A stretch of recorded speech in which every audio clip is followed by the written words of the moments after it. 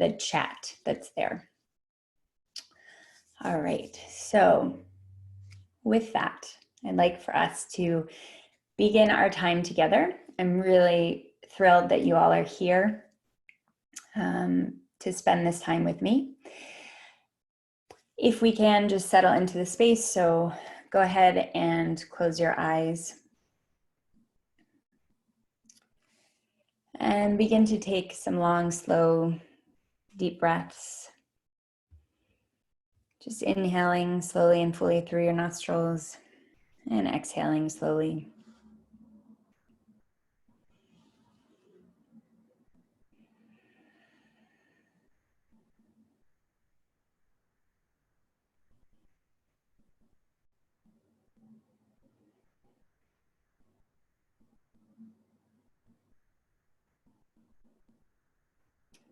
And go ahead and let the breathing just return to its natural rhythm and depth. There's no need to force the breath, just let it be a natural, easy breath.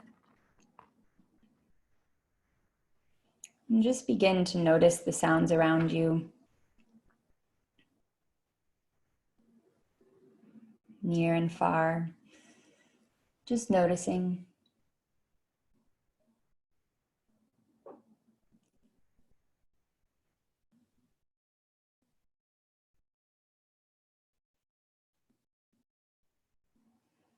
Let go now of any sounds that you hear, and with your eyes still closed,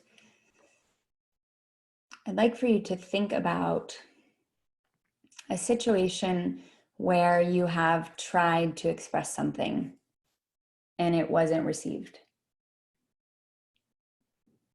Meaning that the other person, either they talked over you, they talked back to you, they didn't acknowledge what you were saying at all, and you left feeling misunderstood or misheard and tired, right? Tired of nothing changing. So I want you to see if you can think about a situation where you've tried to express yourself and it wasn't received.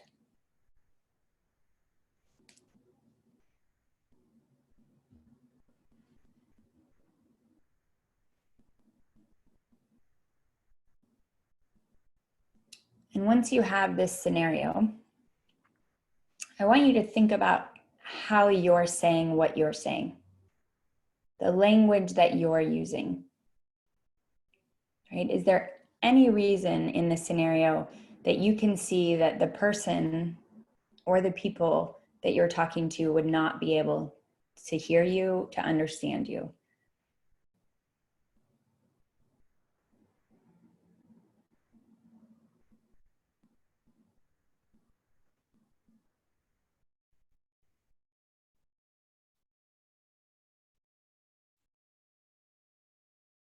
Go ahead now and let this scenario go.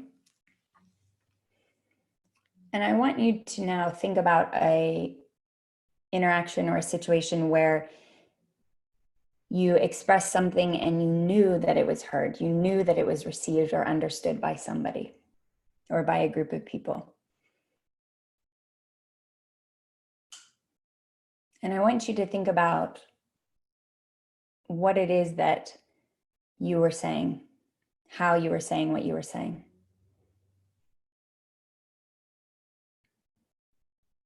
And is there a reason that you can see that the person or the people are able to understand you, are able to hear you?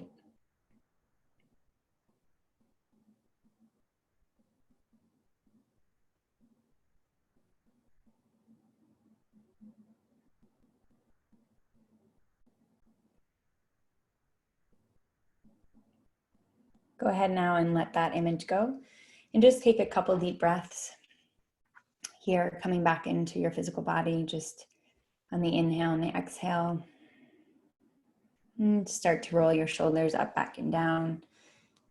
Maybe circling your head a little bit, circling your wrists, stretching out into space, just feeling what space feels like in this moment for you. And when you're ready to blink your eyes open, noticing the shapes and the colors around you, and just come back into this space where we are today. So I'd like you to take a minute, and you can use the QA feature to chat, to share with me as I ask these questions, but I'd like you to write down what the difference was for you, right? What did you notice about the language that you were using or how you were interacting where it felt like somebody was not listening, not understanding? And then what was it like for you when someone was, right? Also, it'd be interesting just if you were able to notice kind of what the reaction was, right? In those moments where someone wasn't understanding or listening or hearing, how did you know that, right? The same thing with the opposite, right? How were you aware of being heard and understood? So just take a minute now to jot that down. And you can even, put it in the Q&A so I can see it if you'd like.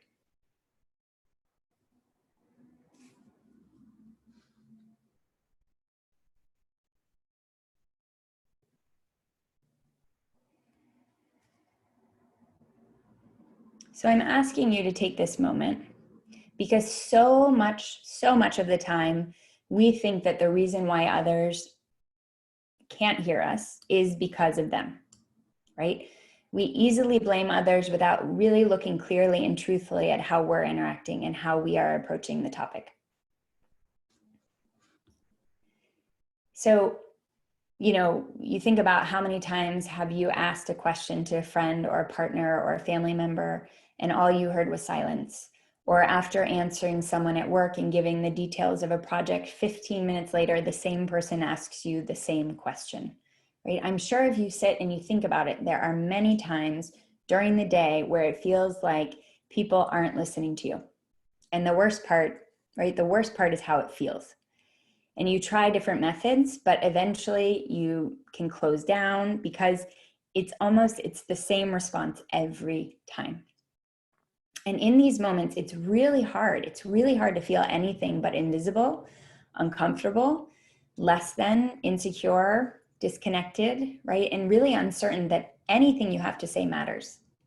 And if what we have to say doesn't matter, well, then the question becomes, do we matter at all, right? So for those of you who don't know me, my name is Cynthia Kane, and I help people enhance their relationships and lives by teaching them how to communicate in a kind, honest, and helpful way. I teach them how to communicate with themselves and others in the world in this way. And I'm a certified meditation and mindfulness instructor and the founder of the Kane Intentional Communication Institute. I have taught over 50,000 people how to change the way that they communicate through my best-selling books, How to Communicate Like a Buddhist, Talk to Yourself Like a Buddhist, and How to Meditate Like a Buddhist, and my best-selling daily owned courses and the Intentional Communication Training Program. And let me tell you that I know what it's like to feel unheard and to feel ignored. I really do. Where you share what's happening for you, good and bad, and you're just met with someone changing the subject or shutting you down right away, or nodding, right? And just being like, yeah, without any expression or engagement. And where you try to set boundaries potentially and they don't stick and you just feel like you're being walked all over. So how then, right, you might wonder, did I get to where I am right now? Or, to start being able to really express myself so that others could understand and hear me and share so that others were engaged with what it was that I was saying.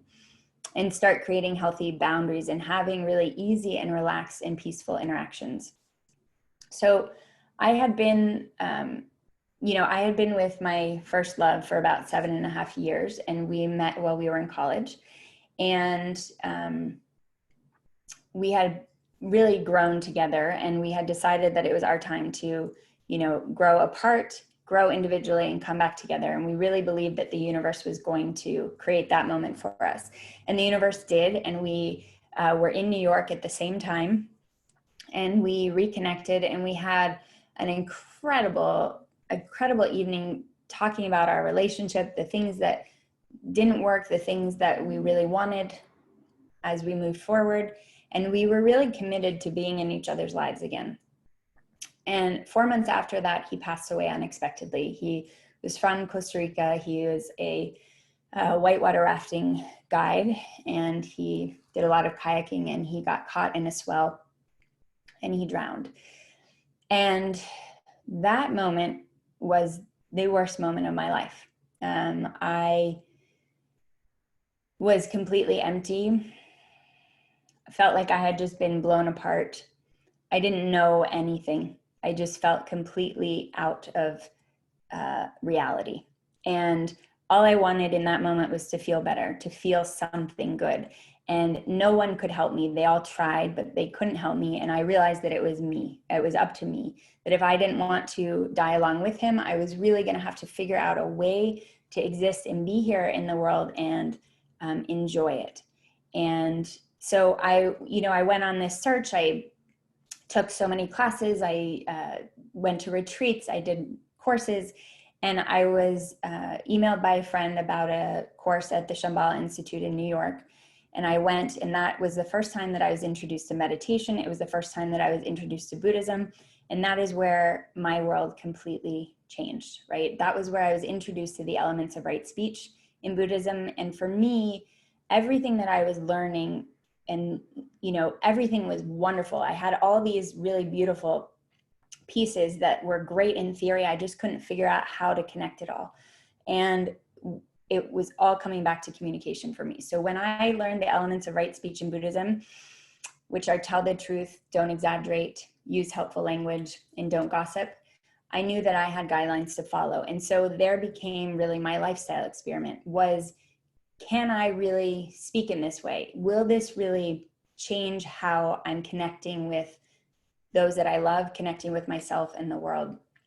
And what I noticed when I started this experiment was how the world became such a friendly place, such a safe place for me, where before I was filled with so much anxiety, so much doubt, so much fear. And really the world began to open for me as I began to learn how to change the way I communicated. So this practice that, is within the books that I write and the courses that I teach, this is the practice that I've created, and it's called intentional communication. And this is how it all really began for me, right? I started having more conversations, connection that I was craving, and I changed the way that I was interacting with the world. And so I know that it's possible, right? Plus I've taught thousands of other people to do it. So I know that you can too. So this is how I have gotten to where I am today. And I hope that, today, what today's talk does is it shows you that you really have the ability to change the conversation so that you feel heard. So today I'm going to be sharing why others don't hear you right now, the 5 elements needed so that others can hear you, and then the practice, the actual practice of being heard. So much of, what I was learning through everything was theory, and it was beautiful in theory and abstract. But for me, it really became this experiment of how can I bring this down to the ground in my body? How can I live this way, right? And so the practice of communication is what I want to share with you today, this practice of being heard. Okay, so let's first get into why others don't hear us. Okay, so there are many reasons. I'm going to go through, the most common ones. And the first reason that people don't listen to us or they don't hear us is because it is not the right moment, right? It is pretty common for us to share or bring up important topics or talk to others when it's not a good time. Timing is key when it comes to making sure that others can hear you, because you need to know they're available to listen to you. So there are the obvious ways, people aren't available, like watching television or checking their phones or driving. And then there are subtle ways, like when they're talking and we interrupt, or they're upset or tired and frustrated by something that's making it really hard for them to pay attention, or they're unloading groceries, right? So when our attention is focused on something else, it is really hard for us to listen. You can even think about just in your day-to-day, how when you are involved in something and someone comes in and starts to interact with you, how easy is it for you to shift your attention, right? So timing is really important. So that's one of the reasons people don't hear us, because we actually don't put our attention on what is the right time to be having a conversation, right? The next is when people feel attacked or judged. It is very hard to listen to what someone is saying if they're feeling attacked in any way, if they're feeling criticized in any way, they're feeling judged or blamed, right? So when we feel threatened, we resort to specific behavior, right? Like defending ourselves or lashing out or getting really passive aggressive or being really angry, using hurtful language back. And it's very hard to focus on what the person is saying and listen and respond if we feel fault in any way, right? Our ears just automatically close down. We get very distracted and we start going into ourselves, and it makes it very difficult for us to stay open and listen. The third is that we speak around what we want to say. So we dance around what we want to say. We use too many words. And too many words, what happens there is it dilutes the meaning of what it is that we're saying.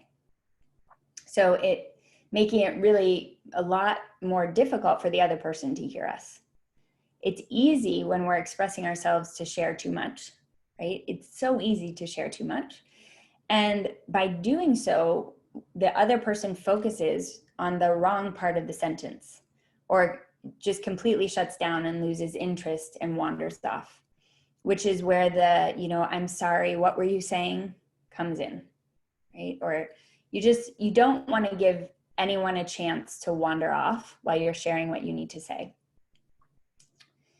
The next reason people don't listen is that words and tone and body language are not in sync, right? So basically, it's really hard for someone to hear us if we're lying, if we're pretending, or if we're hiding.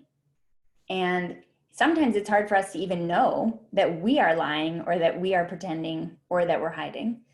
But it's very difficult for somebody to hear us if any of that is within us.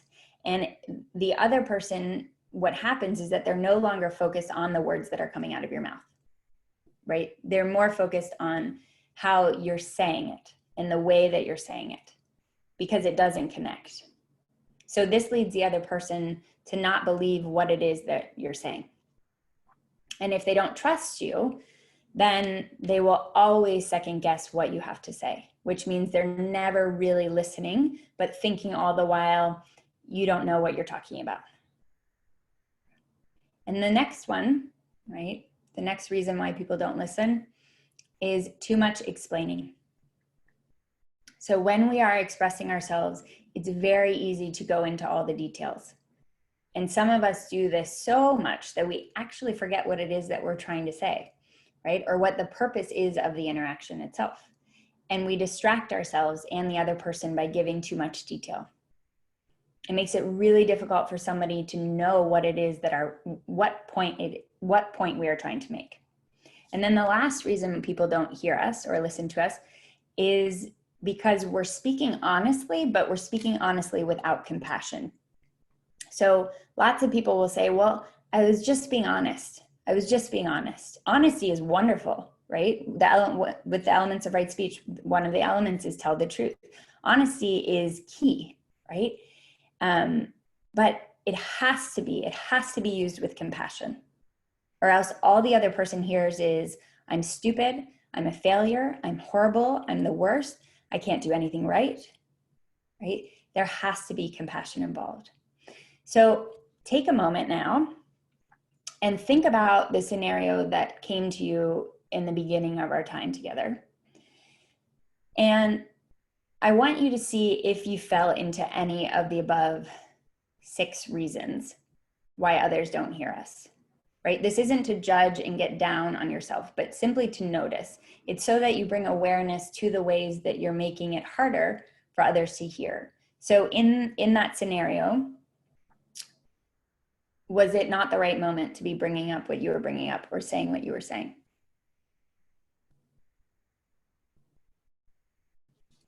Right? Were you judging or attacking? Were you speaking around what you wanted to say, dancing around the subject and not really getting to the point of it and being direct with your words? Was your body language saying something different than the tone of your voice? right? Were you explaining too much? And were you being honest, but without compassion, without kindness? So just think about that, right? And again, this is not to judge ourselves or beat ourselves up for it, but it really is understanding that we have a responsibility to see ourselves very clearly in these interactions. Because that's the beauty of it. Because then once we get to see, right, how we are interacting, that's when we get a chance to shift it if we need to. Right? So understanding this is really the first step of the practice of helping others hear you, because once you've pinpointed what you normally do, you'll be able to see yourself doing it within the moment. And then you can stop and begin again. Okay, so those are the 6 reasons why most people don't hear us. So now you know this. So what I want to move into is the 5 elements that are needed so that people start listening. Okay. So the first element is compassion. So compassion it's the want or the wish to release ourselves and others from suffering. Okay. So when it comes to compassion, for others to be able to hear us, what we need to have self-compassion, and we need to have compassion for others. So being able to see ourselves with kind and friendly eyes, without judgment, but with compassion, right? It makes it easier for us to hear us, right? Like it makes it easier for others to hear us, because we're no longer coming from a place of blame or resentment or better than or less than or right or wrong. Right? Or knowing more than or feeling less than. Instead, we're coming with a sense of equanimity. Equanimity is a sense of equality, right? Not better than, right? The person is better than or less than, right? We are the same. We're meeting at a human to human level, right? So this way, when we express ourselves to others, our words align with our tone and our body language. Because the other person can't hear criticism or judgment, because we're not coming with it, because we're not in a place where we're feeling less than someone else, or where we're feeling like the other person is wrong in some way. Right? And then with compassion, we're also very aware of the best time, because we're thinking of the other person and we're helping them. So by extending compassion to ourselves, we also start to tell the truth, and we no longer dance around what we want to say. Right? And then when we start to move that compassion to others, that's the ability to see others as human. Right?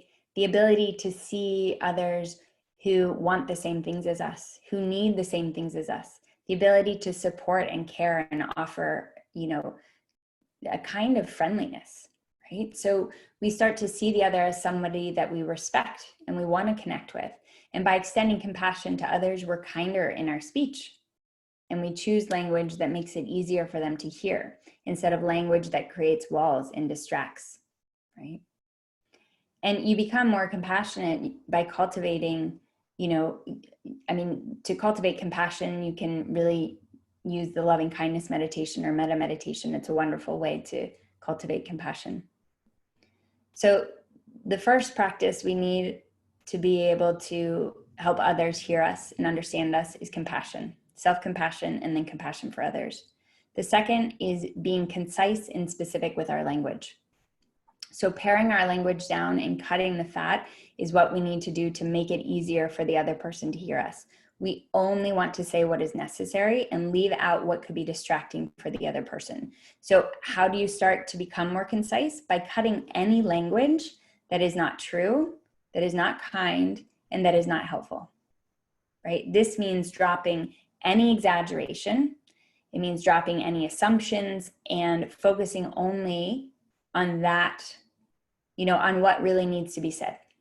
and what the other person needs to hear.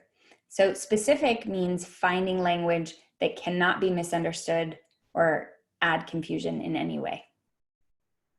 Okay, so first is compassion. The second is being concise and specific with your language. The third way for others to be able to hear us is for us to have the right focus of attention. So your attention within an interaction, it needs to be on what will be helpful and what can move the conversation forward instead of keeping it stuck in the same place that just has it go round and round, right? So instead of trying to get the other person to hear you by focusing on what they aren't doing or what's not working or what you don't understand or what you'd like to see done differently, right? Or what they aren't contributing to, your focus of attention when you speak, it needs to be on what you want, right? What you want the outcome to be and what you need for that to happen. So instead of focusing on the suffering, the pain, what's not working, events that you can't do anything about, the expression needs to be about what you can change or what you would like to have change that will be helpful to both people involved, right? I think of, this instance with my husband, with Brian, and our fire alarm will go off randomly, right? With the oven, you open it and a little bit of smoke just sets the fire alarm off. And when he cooks, and he cooks a lot and he cooks really wonderful food. And the other day when he opened the oven, smoke came out and the fire alarm went off. And it was during nap time for my kids. And in my body, I wanted to go in and I wanted to yell at him basically and be like, why did you open the oven when you know that the kids are sleeping and you knew that, it was a high temperature and that likely the smoke detectors would go off? Why didn't you turn the smoke detectors and unplug them from the wall, right? That was what I wanted to say. If I would have gone in there and said that at the time that this was going on, that would not have been helpful. He would not have been able to hear me, right? He would have reacted to me. And it was me focusing on what I couldn't do anything about. That had already passed, right? So it was more helpful for me to be helpful, right? It was more helpful for me to acknowledge, okay, the smoke detector is going off. What would be helpful right now is to just stand up on the two-step and see if I can unplug the smoke detector, right? So it's this type of attention, right? The right focus of attention. So you have compassion, you have concise and specific language, you have the right focus of attention, and then you have generosity. So much of this idea of speaking so that others can hear you is focused on us, right? But what would it mean to practice generosity in this context?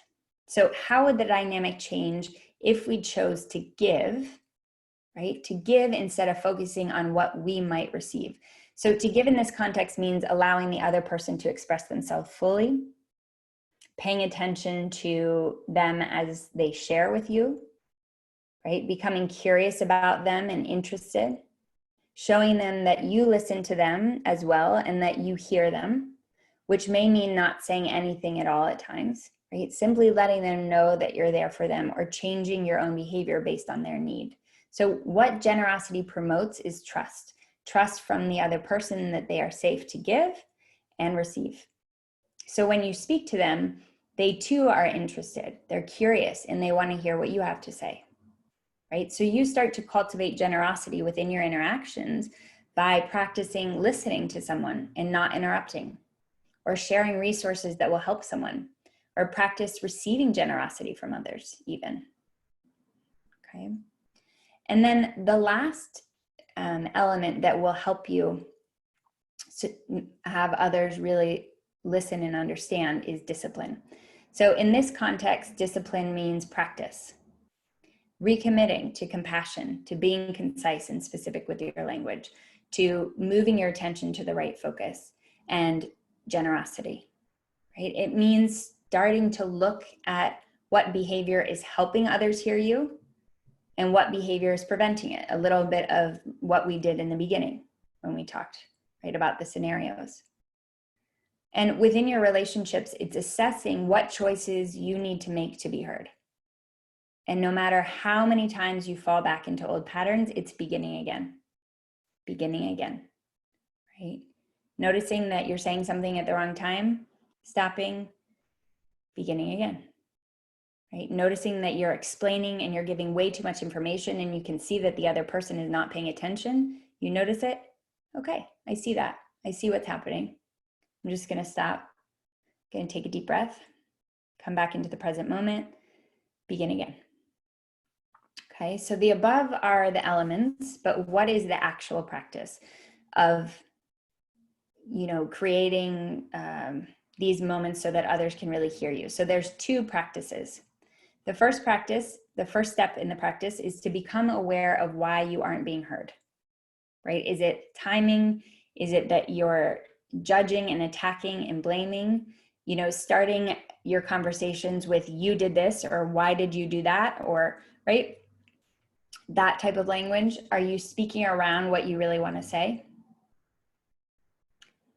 Are you in alignment, right? Is the tone of your voice saying something different than what your language is saying? Right? Because if that's happening, that means that something inside of you is out of alignment, right? Most of the time when people say, that question of what's wrong, and the person says nothing, and the other person says, well, it sounds like something wrong, and the other person is like, no, nothing's wrong. Your language and what's really going on inside are not matching up, right? So becoming aware of why you aren't being heard. Is it the timing? Are you attacking? Are you speaking around what you want to say? Are you not in alignment? Are you explaining too much? Are you being honest but without compassion, right? Without being kind, right? Without knowing, is this helpful? Okay, so that's the first step. Become aware of why you aren't being heard. Okay, the second step is to start to notice yourself falling into your default pattern. And the moment that you notice it, stop. Say to the other person, I'd like to begin again, or I need a minute, or just pause, and then start again with these 5 elements of in mind, right? With the compassion in mind, with speaking concisely in mind, right? With generosity in mind, with speaking, with the right focus of attention in mind, right? You start again. So the first step, become aware of why you aren't being heard. The second step, start to notice yourself falling into the default pattern. And when you're in there, just stop, take a deep breath, begin again, okay? So that's the first practice of being heard. The second practice is to be able to implement the 5 elements, basically: compassion, concise and specific language, right focus of attention, and generosity. To be able to implement them easily, you need to start practicing them. So the second is to actually practice. You do this by picking one and bringing it into your interactions for 1 week. So you commit to saying, okay, this week I'm going to practice compassion. I'm going to practice cultivating self-compassion and compassion for others into my interactions. Then you move on. Okay, now I'm going to practice being concise and specific with my language. And the practice, again, is noticing it, noticing that you're not doing it, seeing it and saying, okay, I see I'm not doing it. I'm going to breathe into that. I'm going to say, all right, I see that. And I'm just going to begin again, right? There's no judgment. It's a friendliness towards yourself here. Okay. So I want you to take a moment now and just post and post in the Q&A here what element that you think that you can start to practice this week, right? That you can choose this week to begin. So are you going to start to practice compassion, self-compassion, and compassion for others? Are you going to start to see if you can cut the fat from your language, becoming more concise and specific? Are you going to start to move your attention and see where your attention is in those moments? Am I focusing on what I can't move, what I can't change, right? Am I focusing on what isn't going to help move this forward, that is not helpful, right? Or are you going to practice generosity?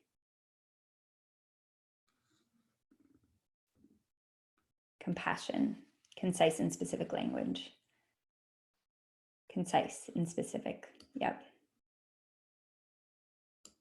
And so, you know, the practice is really seeing when you are not being concise and specific and noticing it. And the more you start to notice it and the more you start to see it, the beauty of it is that the change comes from that, right?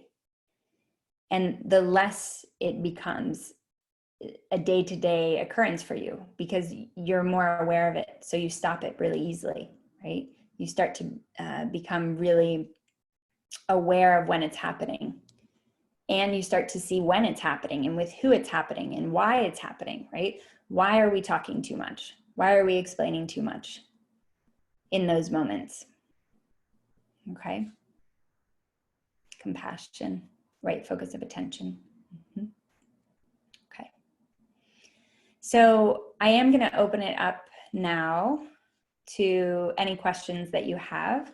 I know that the talk is only 45 minutes, so we have a little bit of time, which I wanted to make sure we did, for any questions that you guys have. I love that, Denise. Be confident to use language to move things along. Yes, 100%, right? And knowing that, that is much easier for someone to pay attention to, for someone to hear, right? Because there's nothing for them to get distracted by. So when I talk about distraction and communication, it's really any time that you are saying something that could make the other person go into their default, right? So you know that if somebody is being passive aggressive with you, or if somebody is lashing out, or if somebody's shutting down, that you've said something that that has made them feel less than in some way or uncomfortable in some way, right? And so you have said something that they can no longer pay attention to, because what is happening for them is they are 100% within themselves and they're creating stories around whatever it is that was said. That is all distraction, right? So we want to start paying attention to the language that we're using and making sure that it's helpful. Okay. Sometimes we share on call and we realize the person who isn't listening isn't attentive. What do we do in that case? It feels awful sometimes that we are speaking, but they aren't listening. And we realize the person who isn't listening isn't attentive. Okay. So if I'm understanding the question correctly, right, you're asking, when you realize that someone is not listening, what do you do in that case? So if you notice that someone is not listening, or you feel that they aren't listening, right, you can stop engaging and you can ask them, you can say, you know, is this a good time for us to be having the conversation, right? Are you still listening to what it is that I'm saying, right? Is there a better time for us to talk about this, right? Or, when I'm talking and I see you looking away, right? I feel really, I feel invisible, or I feel confused and misunderstood. I know that's not your intention. The next time that we have time to talk, could you, make sure to look me in the eye? So you have to start to think about what it is that you really need specifically to know that somebody is paying attention to you, right? Because you can go to someone and tell them that they're not listening, but that's an assumption, because you don't know that necessarily to be true. And if you were to ask the person, some people will be honest and say, you're right, I'm not listening, and other people won't, right? Okay. Next question, is it possible if the partner is toxic that it wouldn't work? How can you know? So it is possible that, we can't control other people's reactions, right? And so for us, the most important thing is to know that our intention is there and that we are coming with the want to be kind, honest, and helpful, and that we are coming with compassion, and we are choosing the right time to have the discussion, and we are focusing on what is going to move the conversation forward, right? And creating an environment that makes it really easy for us to be heard. And knowing that is that's all we want to sit in, right? Because we aren't responsible for how somebody responds to us. We are only responsible for what it is that we say. And so when someone else, their body language or they shut us down, it's important for us to be able to assess whether that is us or it's them, right? And we know that if we start to implement these practices and we start to see that it's working, or if we start to implement these practices and we see that it's not possible. And sometimes it's not possible, right? Sometimes it's not possible. Okay. Are these approaches more difficult when communication is online? No, I don't think so. Oh, you'll probably start to hear my kids because they just got home. So are these approaches more difficult when communication is online? No, they're not. It is the exact same practices that you will apply, right? And the difference is that you're going to be looking more for it within, on the screen, if it's text or if it's through email. What can we do with someone, your boss, for example, that is not listening but only complaining over and over about the same thing? It doesn't matter if you already acknowledge the mistake. He keeps complaining for about half an hour.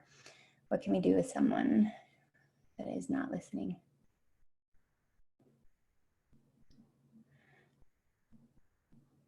Okay, so in that instance, what you can do is you can let your boss know. You can say that,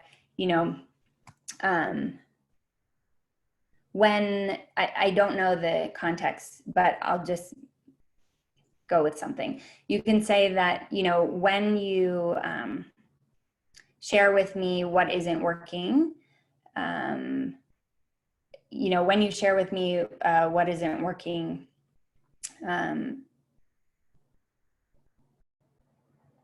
when you share with me what isn't working, I hear it the first time. And so as you continue to share it with me over and over again, I have a hard time listening, right? I have a hard time being present. And I really want to be present, and I really want to, engage in our interactions. And so it's couching it so that it's more that he's aware that it's not helpful for you, right? And then if it's not helpful for you, it's also not helpful for him. And so it's you kind of stepping into the role of guiding the discussion, right? So you end up being able to say that, I really thrive in an environment where, you can tell me something that I've done wrong once, and I can accept the truth of that, and then I'm able to move on from that, right? So simply stating those types of phrases. Can you talk a little bit about silence when someone is sharing? Is silence better than reacting? So silence is one of the practices that we use in intentional communication. Silence is extremely important. Within silence, right, most of the time right now, people use silence to push away or to reject or to power over, but we really want to start using silence in our conversations to create more intimacy and connection. So can you talk a little bit about silence when someone is sharing? Is silence better than reacting? So when someone is sharing, silence, it depends on what the scenario is, right? But when someone is sharing, your practice there is to be listening. Your practice there is to be holding the space for them, to be in the present moment with them, to be helpful to them, to see them as somebody that you want to support in that moment. If they are saying something that is affecting you, then your practice in that moment is to notice what is happening in your body, noticing the emotion that is coming up for you. And instead of giving into that to react, you just want to start breathing into it, coming back into the present moment so that you can be grounded for that person and respond, right? So you can start to choose how you want to respond instead of the emotion dictating how you're interacting. Okay. All right, so any other questions? I hope that was helpful. I hope answering those questions was helpful for you all. And I hope today's talk was helpful and that you are able to come away with practices that you can start to implement to see if it helps create these interactions where you are able to express yourself and share, and the other person be open to hearing you. If you're interested in learning more about my work, you can go to cynthiakane.com. You can follow me on Instagram at cykane1, or you can check out, my daily Om courses and my books as well.